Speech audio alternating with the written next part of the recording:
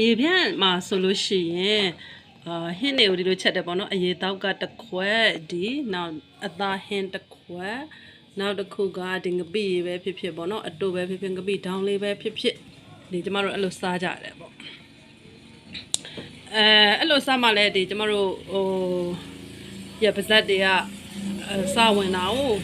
ဆိုတော့ဒါပေမဲ့ဒီကျမတို့မြေပြန့်မှာဒီလိုစားကြပေမဲ့လို့တောင်ပေါ်ဒေသမှာကြတော့အဲ့လိုမဟုတ်ပြန်ဘူးအဲ့တော့ကျမဒီတောင်ပေါ်ဒေသကိုအရင်တော့ကြားပဲကြားခဲ့ဘူးတာပေါ့နော်ရောက်လည်းမရောက်ဘူးဒီတောင်ပေါ်ဒေသအစားအသောက်တွေကိုလည်းကျမမစားဘူးပေါ့ဆိုတော့ဒီကျမပထမဆုံးတောင်ပေါ်ကိုရောက်ခါစားကစားတဲ့အစားအသောက်ကဘယ်လိုမျိုးလဲဆိုရင်အခုလိုမျိုးဒီလိုဝတ်သားတွေကိုပြုတ်ထားတယ်ပြုတ်ပြီးတော့အဲ့ဝတ်သားတွေဟင်ကိုချပေးတယ်ပေါ့အခုဝတ်သားတုံးတွေဆိုရင်လည်းသူတို့ဒီလိုလှီးပေးထားတယ်ပေါ့နော်အဲ့ဒါကိုကြိုက်တလောက်ယူစားပေါ့ဒီမှာဆန်တဲ့အသားတွေကိုနောက်ဒီအစီတွေရောပေါ့နော်အဲ့လိုမျိုးလေးသူတို့ချပေးထားတယ်ကြိုက်တလောက်စားသူတို့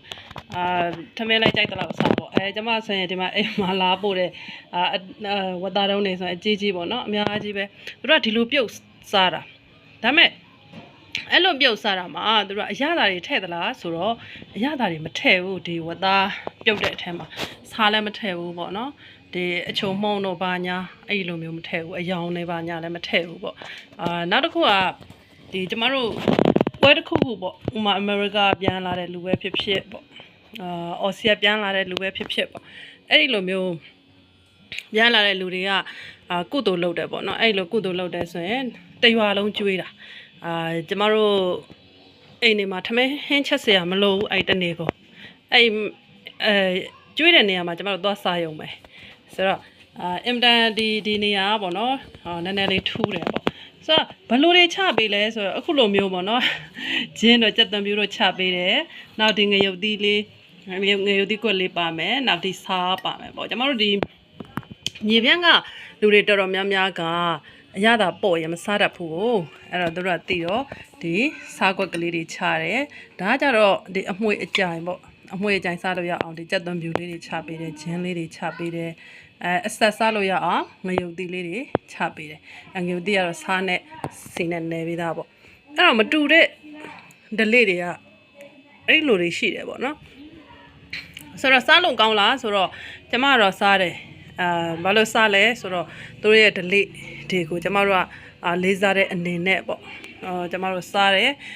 အပြင်ကိုသူတို့လုံနေတဲ့ပွဲကိုသွားမစားပြဘူးဆိုရင်တို့ကအိမ်ထိလာပို့ပေးတယ်ဆိုတော့ဒါကတော့ကျမဒီနေ့လုပ်တဲ့ပွဲမှာအပြင်ကိုသွားမစားပြဘူးပေါ့နော်ဒါသူတို့လာပို့ပေးထားတဲ့ဟင်းတွေပေါ့ဒါကတော့ကျမကအိမ်မှာဒီနေ့ချက်တဲ့ဟင်းတွေချင်းဟင်းရဲ့ဝတ်သားဟင်းဆိုတော့ဒီဟင်းတွေစားတဲ့အခါမှာအဲ့ဒါကြောင့်လည်းဒီတောင်ပေါ်ဒေသလူတွေပေါ့နော်ဘယ်လိုပြောမလဲချစ်ချစ်လေးလေးဖြစ်တာဖြစ်မယ်ဆိုတော့ဘာမှစီမပါဘူးဘာမှအချုံမှုန့်နေပါတယ်မပါဘူးဆိုတော့ကျမတို့ဒီမြေပြန့်လူတွေထက်တော့သူတို့ကကြစ်ကြစ်လေးလေးရှိတယ်ပေါ့ပါရှိတယ်ပေါ့နော်ဆိုတော့ဒါကချင်းပြည်နယ်ကစားတော့တဲ့ဒလေးတစ်ခုကိုတင်ဆက်လိုက်တာဖြစ်ပါတယ်ကြည့်ရှုတဲ့သူအားလုံးကိုကျေးဇူးအများကြီးတင်ပါတယ်